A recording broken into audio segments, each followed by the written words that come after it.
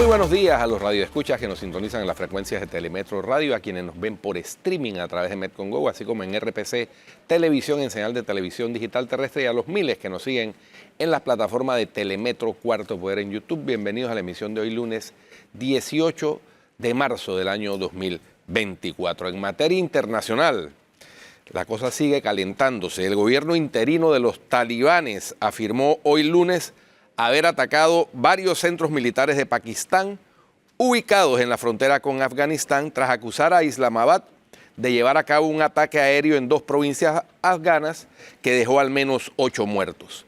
El Ejército Nacional Islámico de Afganistán atacó con armas pesadas los centros militares de Pakistán a lo largo de la línea Durand, la porosa frontera que divide a ambos países, informó el Ministerio de Defensa de Afganistán, MODA por sus siglas en inglés, en un comunicado en la red social X. El ministerio afirmó estar listo para responder a cualquier acción agresiva y defender su integridad territorial. El bombardeo de puestos militares pakistaníes se produce después de que los fundamentalistas acusaran hoy al país vecino de llevar a cabo un ataque aéreo con aviones en 3 casas civiles en las provincias de Paktika y Khost, en el oeste de Afganistán, que dejó al menos 8 muertos. Afganistán condenó enérgicamente unos ataques que calificó de violación del territorio y remarcó su larga experiencia de lucha por la libertad contra las superpotencias del mundo, al tiempo que advirtió de consecuencias muy malas que estarán fuera del control de Pakistán. El ataque ocurre justo cuando Pakistán expresa serias preocupaciones por el aumento de la actividad insurgente y terrorista en su territorio, con constantes ataques y numerosas bajas que según Islamabad son cometidos en gran parte por afganos. El alza de la violencia en el país asiático coincidió con la llegada al poder de los talibanes en Afganistán en agosto de 2021, según el gobierno pakistaní reactivó los ataques de sus hermanos ideológicos pakistaníes, el Tehrik-e-Taliban Pakistán. Hace 2 días el presidente de Pakistán, Asif Ali Zardari, prometió eliminar el terrorismo del país durante el funeral de un coronel y un capitán que murieron en un ataque con granada en un punto de control, según informó el diario pakistaní Dawn. Y en Rusia, según dijo este lunes la presidenta de la Comisión Electoral Central de Rusia, Ela Panfilova, en los comicios celebrados en 3 días, participaron 87.1 millones de personas de un censo que está cifrado en 112.3 millones de electores, una participación del más del 77.44%, la mayor en la historia de las elecciones presidenciales rusas. Esta participación la tenemos por primera vez, es un récord, no tiene precedentes, aseguró Panfilova, quien agregó que las presiones políticas sobre Rusia fueron una de las razones que llevaron a la consolidación de su pueblo y la alta participación en las elecciones. El 15 de marzo, el primer día de los comicios que duraron 3 días, la participación estaba en más del 36% al cierre de los puntos de votación, un porcentaje que superó el 55% al día siguiente y que terminó pues con este 77% una vez completadas las elecciones. En los primeros comicios para elegir al inquilino del Kremlin que ganó Boris Yeltsin en 1991, la participación fue del 74.66%. Y en las últimas elecciones, antes de las de los últimos 3 días, en el 2018, del 67.47%. En las presentes elecciones, la participación incluye también a los votantes a distancia, una opción que los rusos no tenían en 2018 y que la oposición denuncia como instrumento de un posible fraude. Solo en la capital rusa, con cerca de 8 millones de electores, en los presentes comicios ejercieron el derecho al sufragio más de 5.3 millones de personas. A la vez, el método preferido de los moscovitas para votar ha sido la votación a distancia, precisaron las autoridades, ya que de esos 5.3 millones, 3.7 millones de moscovitas eligieron la votación a distancia. Bueno, como se sabe, Putin ganó con el 68% de los votos escrutados, con más del 87% de los votos, lo que le permite permanecer en el Kremlin hasta al menos el año 2030, pero con posibilidades de una reelección para 6 años más.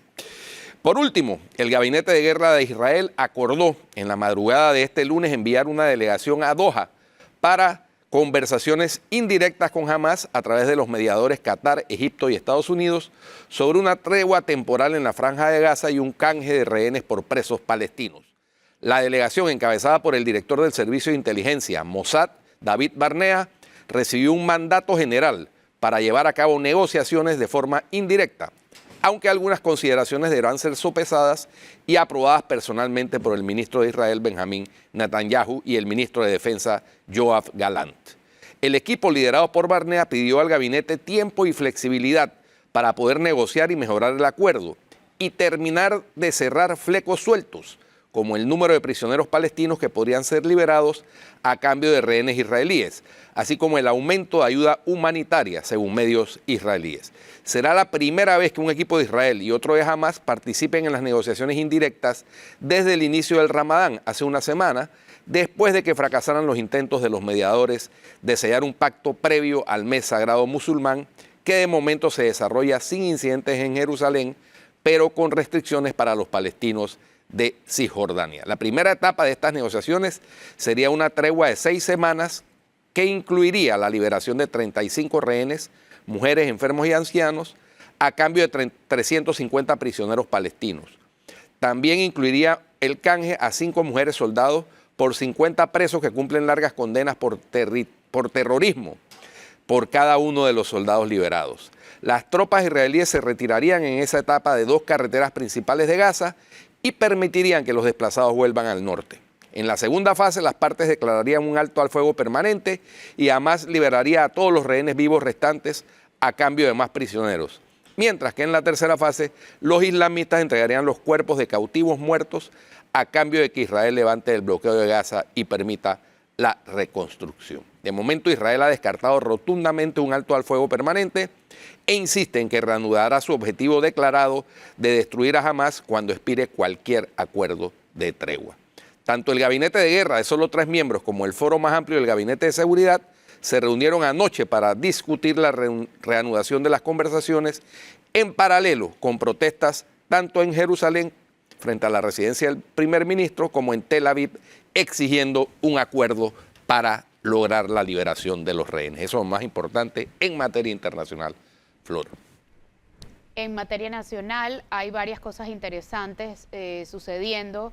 Lo del Tribunal Electoral con respecto a la solicitud que hizo la campaña de José Raúl Mulino en poder de la licenciada Alma Cortés de solicitar que al lado de la foto de José Raúl Mulino el 5 de mayo, una foto de José Raúl Mulino con una gorra que dice Ricardo Martinelli, saliera el logo Martinelli Mulino, fue rechazado por el Tribunal Electoral porque eso obviamente confundiría a los votantes.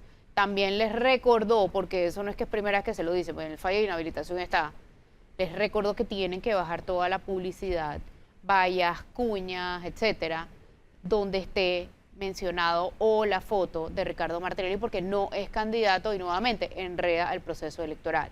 Entonces es el mismo jueguito de todo el tiempo, tratar de enredar. Sí. Y ahora está el tema de la inhabilitación, posible inhabilitación de José Raúl Mulino, que ya la Corte admitió la demanda de inconstitucionalidad de su candidatura.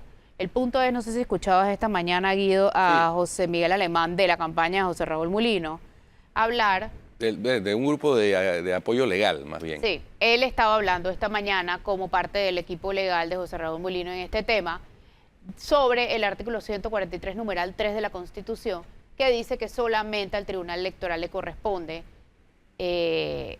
regular los temas referentes a las elecciones. Lo que él no dijo fue que el artículo 177 también habla de este tema, diciendo que el presidente tiene que ser elegido el mismo día y por el mismo periodo y de la misma manera que el vicepresidente. Y lo que alega José Raúl Mulino es, lo que alega José Miguel Alemán, en voz de José Raúl Mulino, es que en todo caso, entonces, si se muriera, por ejemplo, cualquier otro de los candidatos presidenciales o candidatos a vicepresidente, no podrían correr tampoco los principales. Claro, es que eso lo he planteado yo aquí. El derecho tiene que interpretarse con lógica, no con absurdo. Entonces, decir que porque la nómina está incompleta, así como el tribunal tiene la facultad constitucional exclusiva y privativa de interpretar la ley electoral, no se pueden cuestionar las decisiones que tome el Tribunal Electoral llenando vacíos que hay en la ley, porque no estaba prevista la situación, no estaba prevista. El tribunal decidió, con una analogía que hizo con lo que sí está previsto cuando se trata de suplentes, y ya lo hemos visto, en las elecciones pasadas, Ricardo Martinelli fue inhabilitado por razón de la residencia, era candidato a diputado y corrió en la papeleta su suplente sin suplente, Mayín Correa, que es la que ha estado en esa curul. Entonces, haciendo una interpretación analógica con el caso inédito, no previsto, de la nómina de Ricardo Martinelli, que ha sido inhabilitado, entonces habilitó a José Raúl Mulino sin candidato a vicepresidente. Me parece que es lo lógico y es lo normal y es lo correcto, porque no estaba previsto, hay un vacío legal. Entonces, pretender que lo del artículo 177 es una exigencia constitucional, a mí me parece que es tirar la cuerda demasiado. Yo creo que el debate, yo creo que a diferencia de otros debates que hemos tenido, legales, políticos, jurídicos, etcétera, en los que defienden a la favor y los que defienden el contra, todos tienen argumentos válidos. Lo que pasa es que en este momento ya se vuelve un tema mucho más político que jurídico.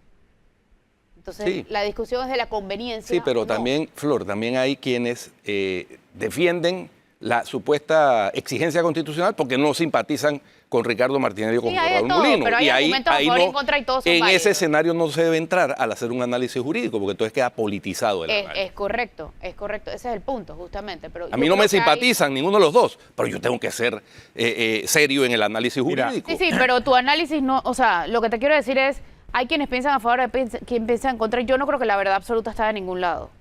Lo que sí es cierto es que si la Corte admitió la demanda de inconstitucionalidad, hay posibilidad de que falle. No es porque haya interés en dar un golpe de Estado, ojo. No, eso es lo que esta mañana entrevisté a José Miguel Alemán. Yo en verdad no entendí eso. La Corte tiene la responsabilidad de interpretar la Constitución. Entonces, cuando admiten una cosa que es de otro, dice es que porque cumplió la forma. Lo que ocurre es que la Constitución le da al Tribunal Electoral en el artículo 143. la responsabilidad de interpretar la ley electoral. Eso, la Constitución se lo establece y a la vez también le da ese derecho al Tribunal Electoral. Ojo, pero si la ley electoral o la decisión del Tribunal Electoral entra en contraveniencia con la Constitución, en el artículo 177, ¿qué pasa allí? Lo que le decía Guido. ¿Qué pasa allí? Bueno, ¿Quién tiene entra la Corte a dirimir? Tiene que la Corte a dirimir. O sea, pero ahí no estamos hablando de un tema de un golpe de Estado. Está bien, pero ¿qué pasa? Porque ese ejemplo que dice José Miguel Alemán, que lo tomó de redes sociales, que no sé qué, eso yo lo he dicho aquí varias veces. ¿Qué pasa? Bueno, ¿Qué pasa si el 4 de mayo fallece un candidato a vicepresidente? ¿No puede competir esa nómina? Es absurdo, claro que puede competir, Entonces, porque el derecho hay que interpretarlo con lógica, no con absurdo. Entonces, pretender que porque la nómina no está completa, viola el artículo 177 de la Constitución, es hilar demasiado delgado. Bueno, pero también la ley electoral dice que puede correr candidato a presidente quien haya sido electo. No, pero espérate, a mí lo que me preocupa son los tiempos. A mí también. Más allá, no porque... por eso digo que ya no se volvió un tema jurídico, sino político. No porque el tema sea un golpe de Estado. Sí es cierto que la Corte tiene todo el derecho constitucional de hacer una interpretación de la propia ley constitucional. Pero los tiempos dentro de un proceso electoral también son claves. Y creo que el propio Tribunal Electoral, en el acuerdo en el cual se refiere específicamente a eso, hace un análisis acerca de por qué razón llega a tomar la decisión de que el señor José Raúl Mulino debe ser el candidato. Y analiza en detalle todo lo que hacia abajo, o sea, afecta a esa candidatura en este momento electoral. Entonces, el Tribunal Electoral decide, como dice Guido, en función de cumplir con el proceso electoral, la responsabilidad de mantener la candidatura presidencial de ese partido, porque ojo... De esos dos, porque es RM y Alianza. Sí, RM y Alianza. Ojo, porque imagínense en el supuesto de que la Corte Suprema de Justicia decidiese inhabilitar la candidatura de José Raúl Mulino. El Tribunal Electoral tiene que cumplir lo que dice la Corte Suprema de Justicia, pero ojo, el Tribunal Electoral también tiene que interpretar correctamente la ley electoral. Y en ellas y en la responsabilidad del Tribunal Electoral va a recaer decidir qué va a pasar entonces con ambos partidos, con RM y Alianza, de cara a las elecciones, en el tiempo que haga falta. O Bueno, sea, ¿de qué forma ellos van a escoger un candidato? Deben escoger un candidato presidencial para las elecciones. O sea, Y en miren los teoría, alcances según que la esto ley, tiene, tenía ¿ah? que ser primarias y ya no pueden hacer primarias.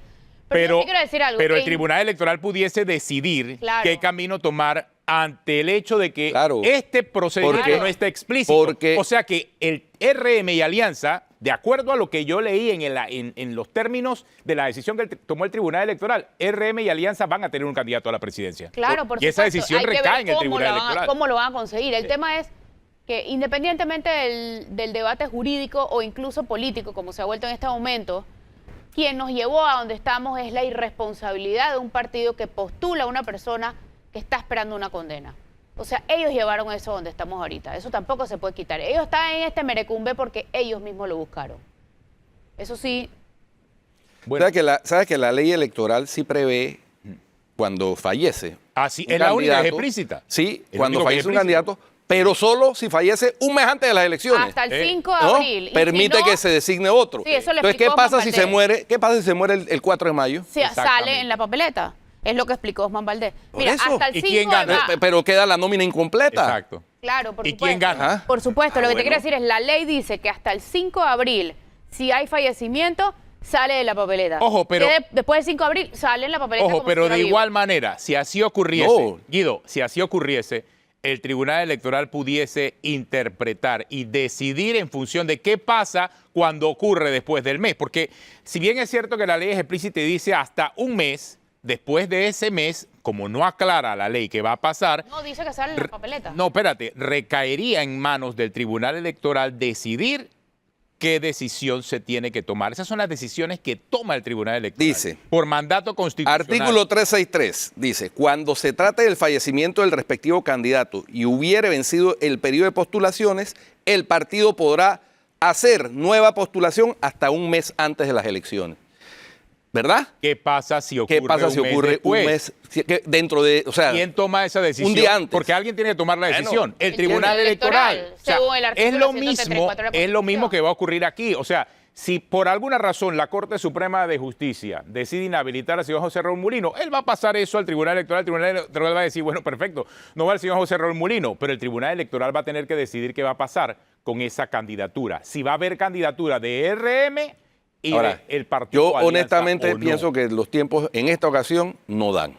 Porque tendrían que hacer una sesión permanente, como hicieron con la mina, que los 9 magistrados discutiendo al mismo tiempo, porque si lo hacen normal, eso es, Yo pasa tampoco primero creo a que sea uno, largo. pasa después a Yo otro, tampoco creo que pasa den. después a otro. Y entonces, ¿qué pasa? ¿Qué pasa si se produce el fallo después de la elección y Dios no lo quiera, resulta No, elegido esa sí no José va a ocurrir, Raúl Guido. Mulino? Tú sabes que no va a ocurrir. Ah, ¿tú crees que la gente ya cuando el cambio, ya, cuando el eso hombre no es va a presidente ocurrir. electo ya ¿O tú es crees que la intocable? Corte hubiera, o tú No. crees que la Corte hubiera fallado en contra de la postulación de Marta si hubiera ganado Mimito? No sé, pero falló contra. Falló después Claro, porque no porque ganó. había O sea, perdido. Claro, porque no ganó, no. pero es que era inconstitucional. Es que ese es el tema. Mira, entonces. Pero es que es una opinión jurídica, y Guido. espérate, y por ahí alguien No me es la decía, verdad, por es ahí una alguien, opinión. sí, por ahí alguien pero ¿qué me va a pasar cuestionaba, después de eso? por ahí alguien me Claro, ¿Qué pasaría cuestionaba, después de por eso? supuesto. por ahí ¿Cómo es? alguien me cuestionaba que yo dije en el programa pasado esto, me dice, no, si los fallos de la Corte no son retroactivos. Yo, no, eso no significa que esa es otra interpretación. No lo vuelve legal. No lo vuelve legal. O sea, si se anula, si la Corte llegara a fallar, se anula la elección de la persona que fue elegida cuando fue postulada Guido, inconstitucionalmente. No va. Así que Guido. eso es la realidad. no, es la realidad, pero yo dificulto. Sí, que no, lleguemos no, a Yo eso. también. por eso, solamente en gracia de discusión, ¿no? Exactamente, sobre la base de la Aquí me discusión. está- aquí una me- discusión que va contra el tiempo, porque Aquí es me que está ¿cuántos escribiendo? días hace falta para la elección? Mira, o aquí sea, me está- vamos por favor, contra el tiempo. para llorar. Aquí me está Ahí escribiendo. Ahí está nuestro cronómetro. Y va la cuenta regresiva de Telemetro reporta la cuenta regresiva de Cuarto 47 Poder. Mira, días. o sea, faltan 47 días para la elección. Mira qué estamos discutiendo. La Mira, inconstitucionalidad de aquí una me está candidatura presidencial. escribiendo Javier Ordinola, que es experto en temas electorales. 47 Y me dice días. que ya no hay forma de escoger o designar un vice, por lo que debe aplicarse por analogía del 362. Y dice que a la hora de la postulación sí estaba completa la nómina.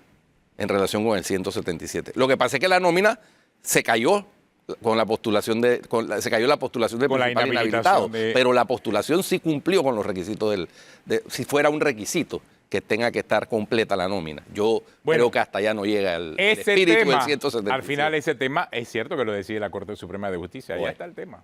Vamos a ver qué pasa. Bueno, esta mañana vamos a hablar con Domingo La Torraca sobre el comportamiento económico. Estará con nosotros en unos minutos. Ya regresamos.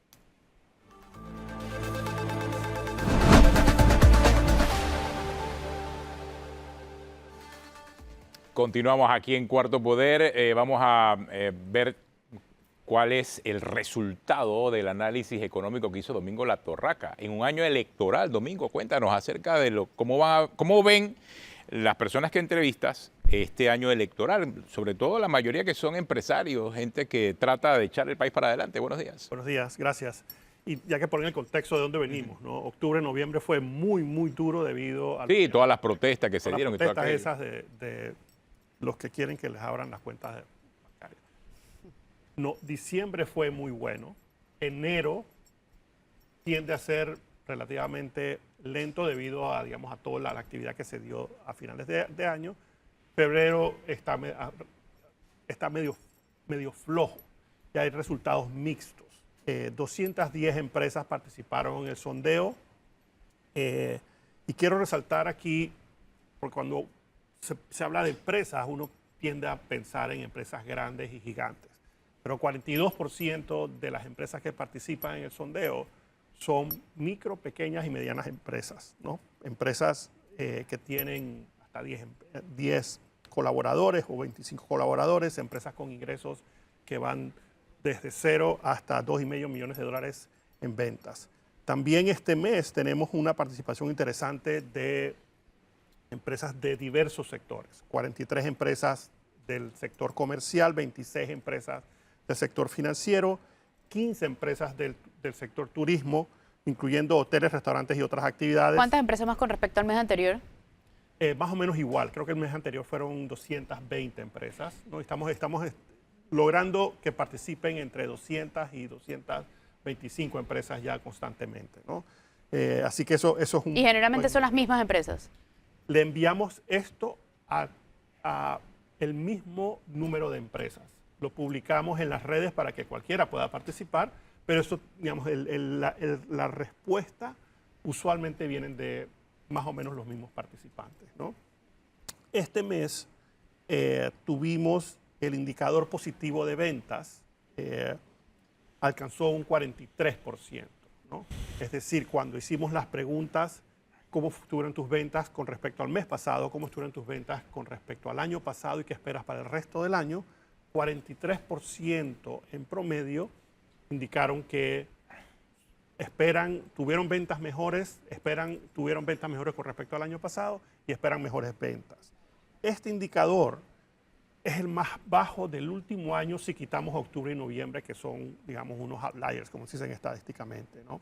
Y pudiese empezar a mostrar un poco ese sentir.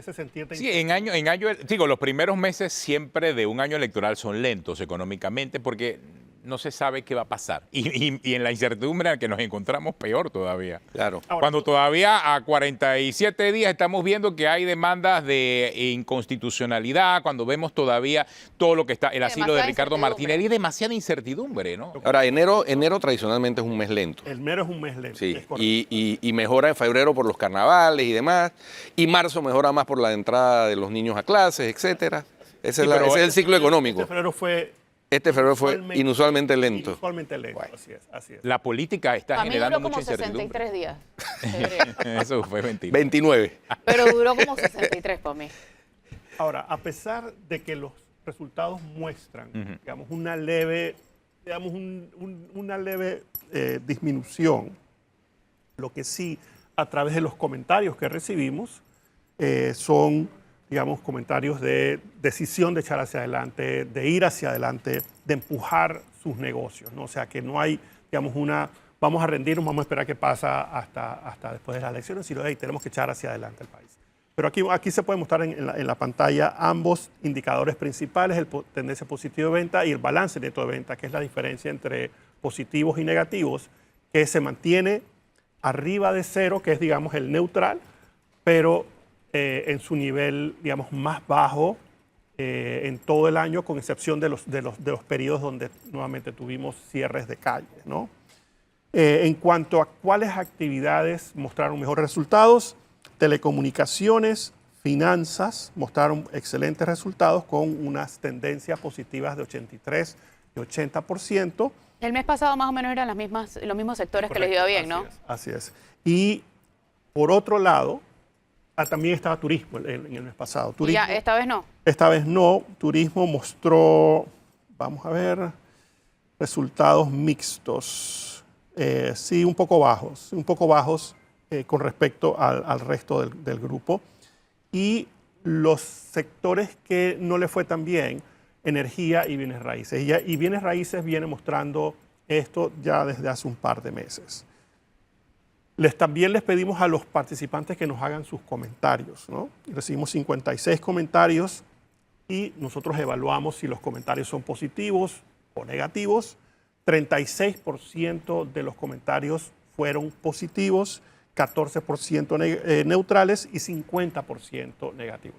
Yo comparé esto con febrero del año pasado, justo antes de que comenzáramos, y el año pasado, hace un año, comentarios positivos acaparaban el 40%, también los comentarios negativos acaparaban el 40%, así que sí hay, digamos, un leve movimiento hacia lo negativo. Domingo, la medición de energía está basada en qué elementos, porque la gente pregunta, pero ¿cómo así si la energía subió de precio? Claro, porque ahí están empresas que no necesariamente son las distribuidoras. ¿No? Y recuerda que nada más tenemos 2 distribuidores. Es todo el sector. Es de todo el sector, incluso los que producen, qué sé yo, paneles solares, correcto, todo los eso. que venden paneles solares. Los que instalan, los que hacen reparaciones en el sistema energético del país. Así que eso incluye más allá. Hay generadoras ahí en ese grupo.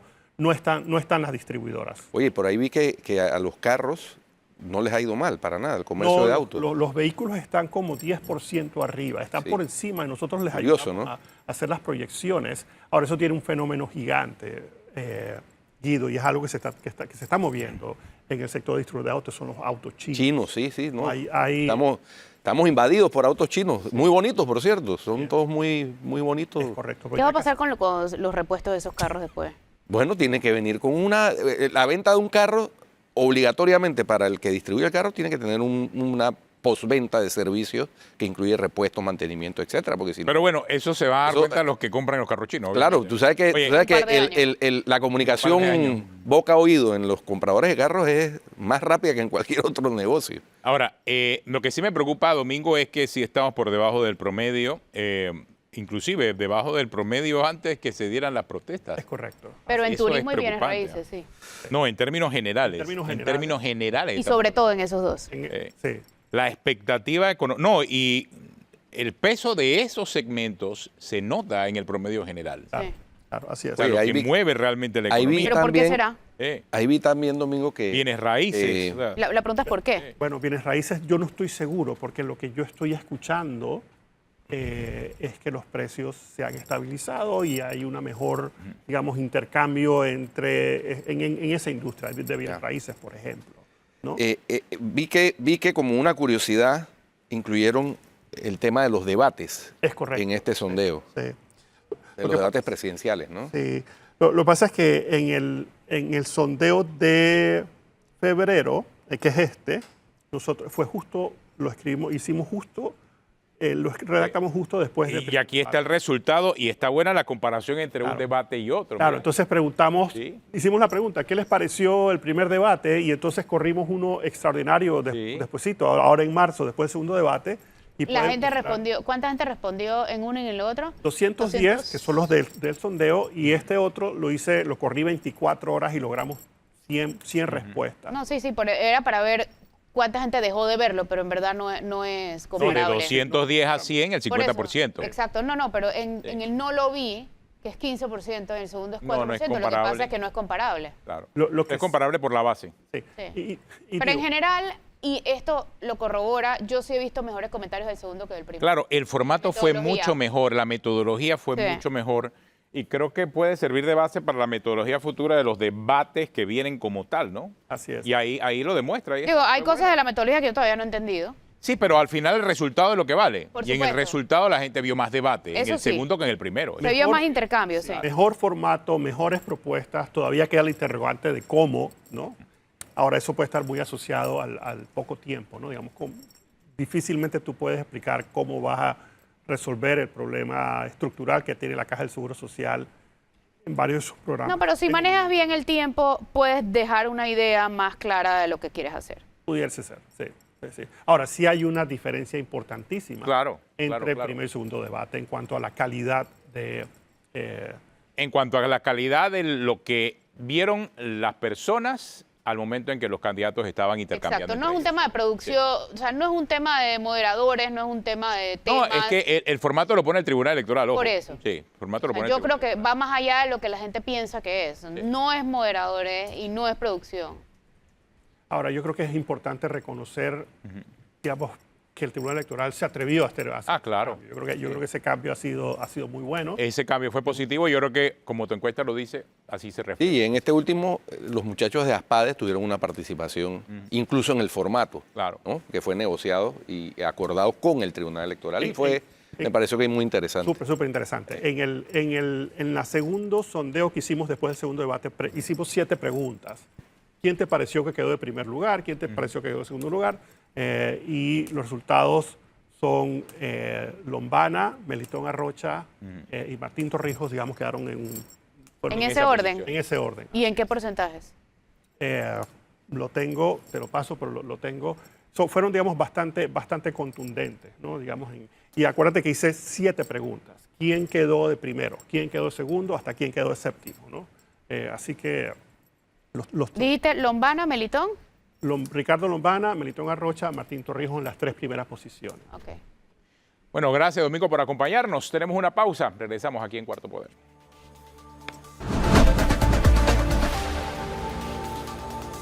Bien, estamos de regreso en Cuarto Poder. Nos acompaña en esta ocasión el señor Eric Ardila. Eric Ardila es fundador del partido Realizando Metas y ha tenido divergencias, discrepancias notorias que se han manifestado a través de las redes sociales. Bienvenido, Eric. Cómo no, muchas gracias por la oportunidad de estar con ustedes en este programa. Yo, Eric Ardila, fundador del partido Realizando Metas, secretario de organización electoral por más de 3 años. Estuvimos haciendo un trabajo político a nivel nacional, recorriendo el país, buscando ese voto de la gente, ese voto de confianza, mandando ese mensaje de esperanza nacional. Y bueno, en el camino nos fuimos encontrando con algunas situaciones de controles de la dirigencia del partido hacia la decisión y el sentimiento de la base. Nosotros enfrentamos esa realidad que hicimos y creemos en el principio de presunción de inocencia. Así que frente a la situación jurídica que enfrentaba Ricardo Martinelli, que es el presidente de nuestro partido, nosotros creíamos que esa candidatura era una candidatura que podía llegar a feliz término. Sin embargo, en el camino nos fuimos dando cuenta que la situación se complicó y no veíamos que el presidente del partido, porque es que en Realizando Metas existen instrucciones unidireccionales en pirámide, porque es el presidente del partido el que manda la orden y tiene a sus alfiles, a sus torres, a sus peones, que son los que cumplen simplemente las directrices. Pero eso ha pasado desde el día 1. ¿Por qué lo estás denunciando ahora? Eso pasó desde el día 1. Yo enfrenté las posiciones y precisamente la razón por la que yo, por tener diferencia con las decisiones de la dirigencia, fue que me fueron apartando. Yo fui el presidente de la Comisión Nacional de Elecciones. De hecho, yo aparezco en el acta de constitución del partido, firma Ricardo Martinelli y Eric Ardila.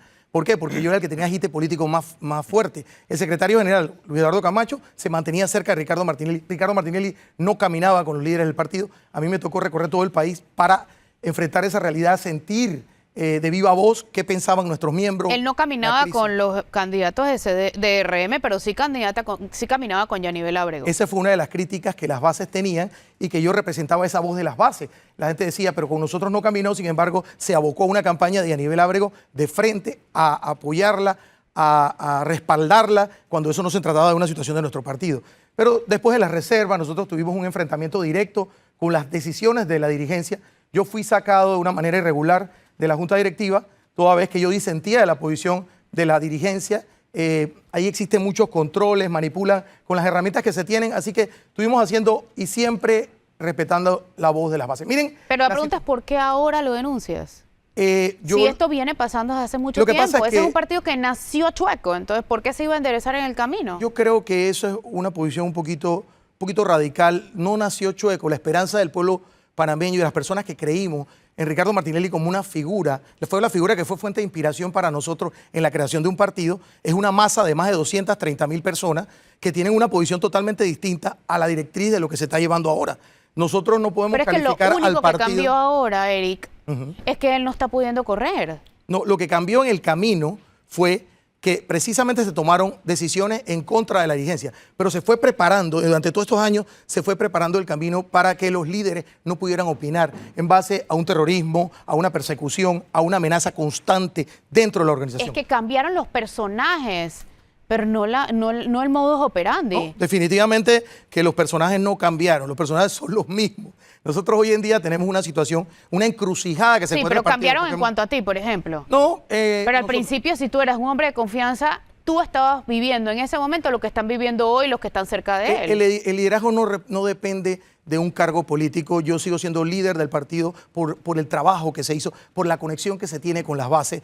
Yo ahora veo cómo el partido se encuentra en una encrucijada legal porque se le pidió a Ricardo Martinelli desde un inicio que fuera viendo su situación jurídica y que fuera preparando un candidato. Hoy tenemos a un candidato, José Raúl Mulino, que no sabemos si va a correr, y yo los escuché a ustedes hablando sobre el análisis jurídico de la situación de José Raúl Mulino. Miren. ¿Usted particularmente qué piensa de eso? Sí, yo respeto la democracia, pero adicional al respeto a la democracia como político que soy, también soy abogado. El artículo 177 de la Constitución Política de la República de Panamá habla claramente en un concepto que dice sufragio popular directo. El presidente de la República debe ser electo por sufragio popular directo.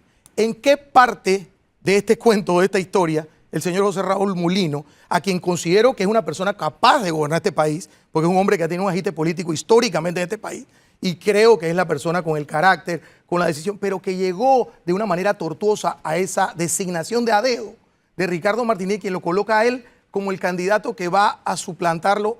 Miren, el artículo 143 de la Constitución Política de la República de Panamá dice que es el Tribunal Electoral quien decide la reglamentación de las elecciones. Y en el artículo 352 del Código Electoral habla de que el candidato presidencial, al igual que otros, deben ir a una elección primaria, a una elección por voto popular directo, como dice la Constitución. El artículo 159 dice que las elecciones serán programadas de la siguiente manera. En el numeral 7 del artículo 159, que nadie lo cita, dice que no importa el porcentaje que saca esa elección primaria, el que es favorito con la mayoría de los votos, ese es el candidato. Pero la realidad es que en Realizando Metas hubo una elección primaria, en donde hubo 4 candidatos. Y Pepe Campos quedó de segundo. Rubén Darío Pepe Campos quedó de segundo lugar. Al no tener, porque la tesis del Tribunal Electoral al colocar a Mulino es decir que el derecho al sufragio, que es un derecho constitucional contenido en el artículo 135 y 138 de la Constitución y en las convenciones internacionales, dice que el partido Realizando Metas tiene el derecho a participar de una elección, porque eso se va a ver afectado entonces la designación de los diputados del Parlacén, el subsidio electoral, y el partido merece participar en una elección con el derecho al sufragio. Sí, entonces, pero nadie ha dicho... ¿estás apoyando? Nadie ha dicho entonces que hay un candidato que pudiera ocupar esa elección y que cumple con el requisito constitucional. En este caso, Rubén Darío Pepe Campos sí cumple con el requisito constitucional de haber ido a voto popular directo. Entonces, no entiendo la tesis de los magistrados del Tribunal Electoral que dicen que simplemente ellos, por respetar, ahí habían 2 tesis, una que era inconstitucional y la otra era de que tenían que respetar el derecho al sufragio, que es constitucional, que la pirámide de Kelsen está por encima de la Constitución. Sí, pero hay un candidato que se llama Rubén Darío Pepe Campos, que sí fue a primaria, que sí fue a voto popular directo, como lo dice la Constitución. Eric Ardila, ¿a quién estás apoyando tú ahora mismo? Yo estoy apoyando a mi partido, a los líderes de mi partido, a todos los candidatos a nivel nacional. Yo sigo en RM, luchando día a día, porque el sentimiento de las bases no es el mismo sentimiento de la dirigencia del partido. Tú has denunciado, Eric, que el partido RM se creó para los intereses jurídicos de Ricardo Martinelli. Eso, nuevamente, es que todo lo que dices tiene mucho sentido. A mí lo que me salta a la vista es que lo digas ahora. O sea, que el partido se creó para que él resolviera su tema jurídico, no es un secreto.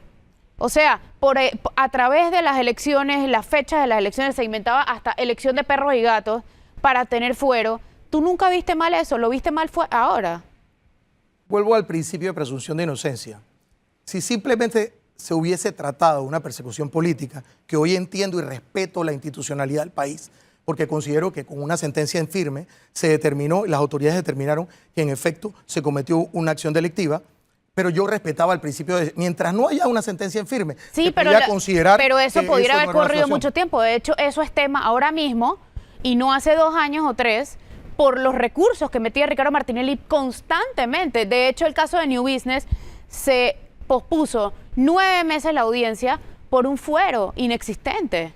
Entonces, ustedes no vieron problema, ustedes no les hizo ruido todas las tácticas dilatorias que desde el partido... Winston Churchill decía que cuando una organización política cambiaba en sus principios y valores, tú tenías 2 opciones. O cambiabas tus principios o valores o te cambiabas de organización política. Yo no estoy de acuerdo con eso. Las peleas se hacen desde adentro, porque el sentimiento de las mayorías tiene que ser respetado, no de las minorías. Ahora, Eric, y el sentimiento de la mayoría... Pero Hay- eso valdría si el partido no se llamara RM. O sea, esa R O sea, y ese estamos RM partiendo de la es base, Ricardo Martinelli. O sea, exacto. era un partido personalista. Es Claro. un partido personalista. O sea, ahí está- el partido se llama pecaste de inocente. realizando metas. No Sí, pequé de inocente. Yo sabía pero lo que estaba ocurriendo. SRM significa Ricardo Espérate, tú Martinelli. él dices fue no pe- fuente de pero inspiración. espérate, no pecaste de inocente, sabías lo que estaban haciendo entonces, acabas No, de decir. no pequé de inocente porque Yo creo sabía en la que- justicia. Creo en la justicia, creo en el principio de su presunción de inocencia. Pero quiero aprovechar el espacio para leerle el contenido del artículo que nadie ha citado. El artículo 362 No, pero es del que Código Electoral. hay un detalle, Eric, y sí sería bueno, o sea, entenderlo. Si ustedes y si usted sabía que el partido era del señor Ricardo Martinelli y que el nombre del partido era RM, desde mi punto de vista, era obvio que ustedes alinearon todos sus principios y valores alrededor del señor Ricardo Martinelli.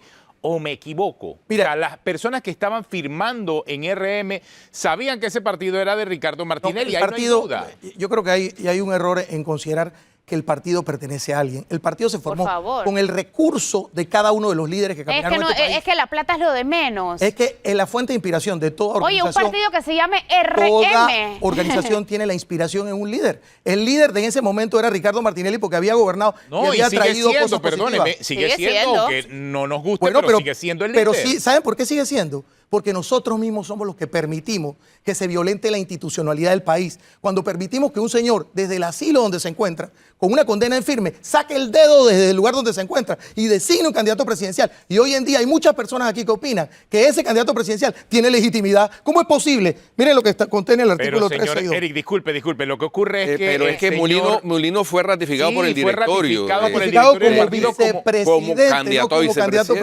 presidencial. Sí, Mira lo que Sí, dice pero este si el artículo. señor Ricardo Martinelli no podía correr, obviamente el Iba a ser señor el José mismo, Raúl para Mulino, eso que lo era su eligen. vicepresidente, iba a ser el En el candidato. derecho no existen las cosas obvias, existe el derecho. Precisamente aquí se fue una elección. No se puede violar los principios constitucionales. Ahora- en este país llega esta personalidad, O sea, ¿quién ofende tendría la que ser el institucionalidad del candidato país. entonces? Ataca a la autoridad máxima pero de ¿quién justicia. tendría Y que aquí ser nadie el- hace nada. Aquí nunca hay ¿Quién una... Pero tendría que eso ser lo el viene candidato? haciendo desde antes. No, ¿Por eso qué lo viene- ves ahora? Porque ahora hay una condena en firme. No, pero ¿quién Hay tendría que una ser con- el candidato según usted? Pepe Rubén Campos. Darío Pepe Campos. Es que quiero leerle antes de que se acabe el tiempo. El artículo 362 del Código Electoral dice: si un candidato declarado idóneo como candidato perdiera carácter de postulado, su suplente asumirá el lugar de candidato principal. Su suplente, el vicepresidente no es suplente. Y segundo, el segundo párrafo dice: lo dispuesto en este artículo se aplicará también cuando el candidato a principal o suplente de diputado, alcalde, concejal o de representante de corregimiento cambie su residencia. Hace referencia a todas las candidaturas menos a la de presidente. ¿Saben por qué no hace referencia a la de presidente? Porque el presidente está regulado por una disposición constitucional. Oye, Eric. y dice que debe ser sufragio popular directo. Una pregunta directa, Sí. así como el sufragio popular. Parafraseando a Winston Churchill, yo he escuchado que hay dirigentes de los fundadores de RM que están apoyando a candidatos de otros partidos. Correcto. ¿Es cierto o no es cierto? Eso es un tema importante que debemos tocar. La Constitución Política, en artículos 135 y 138, habla del derecho a elegir y ser elegido. Nadie puede ser ni procesado electoralmente dentro de un partido político por disentir o por apoyar a una persona. Ese es el derecho constitucional de cada quien. De hecho, no es ni siquiera una razón de expulsión de un partido que tú apoyes a un candidato de otra nómina o de otra alianza. Eric, ¿Por qué? a ti Porque es un están- derecho constitucional. ¿A ti están amenazándote con sacarte del partido? Muchos líderes del partido han dicho que me van a sacar del partido, que me saquen de los grupos. Y los líderes que son los que mandan dentro del partido se han impuesto. Y han dicho, no lo vamos a sacar porque él tiene la legitimidad para estar dentro de la Antes organización. de que usted a mí no. estuviese en RM, ¿en qué partido estaba? Yo provengo del Cambio Democrático. Ah, usted viene de Cambio Democrático. Correctamente. Y mucha gente se cambió de... Mucha gente. Pasó de Cambio Democrático a RM. Mucha gente. ¿Qué porcentaje pudiese ser?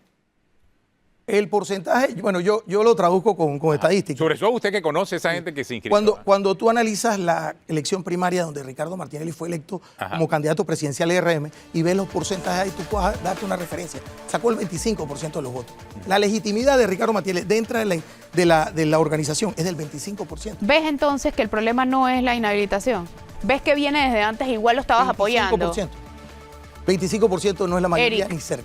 Eric, Pero son los que votaron. ¿te en das cuenta? primaria. ¿Te das cuenta cómo tú solito has contado cosas que vienen desde antes, pero luego dices, No, es que la pero base... luego dices que ahora es que estás en contra? ¿Por qué Sí, pero estás en que hay contra ahora? Hay una devoción y hay una devoción por Ricardo Martínez. Pero la devoción de era un tuya porcentaje- también. No, un porcentaje de 25%. Tú formabas El parte de esa descontento- devoción desde el No, yo no principio, formo- firmar un partido, firmar la constitución de un partido, y no eras devoto de él sabiendo que el partido se llamaba como él. Pero es que no se llama como él, se llama Realizando Metas. Usted está, Ay, a la vida. está Bueno, parafraseando algo que Ok, es como una narrativa, ¿no? Listo, Eric, pero no me contestó la pregunta. Si hay gente que está apoyando a candidatos que no sean La José Raúl pregunta es que Mulino. existen en la ley electoral las alianzas parciales. Hay gente que hoy está postulado por una alianza y está postulado por otra contraria a la misma. Hay gente que apoya a candidatos presidenciales que no son. Eso ni siquiera, eso es constitucional. Eso es un derecho humano de cada O sea quien. que Eso debo, está por debo encima de la ley interpretar que electoral. sí. No, Obviamente. debes interpretar que cada uno está en el derecho. Se acabó de el escoger. tiempo, interpreta Yo creo en después, la- chao. Yo creo en la ley. Bueno, listo. Muchas gracias. Gracias, Eric. Gracias, Por gracias. acompañarnos. Se nos acabó el tiempo. Si usted sigue en Telemetro Radio, siga con los muchachos del brunch. Y en RPC Televisión, la retransmisión de Calle 7. Hasta mañana.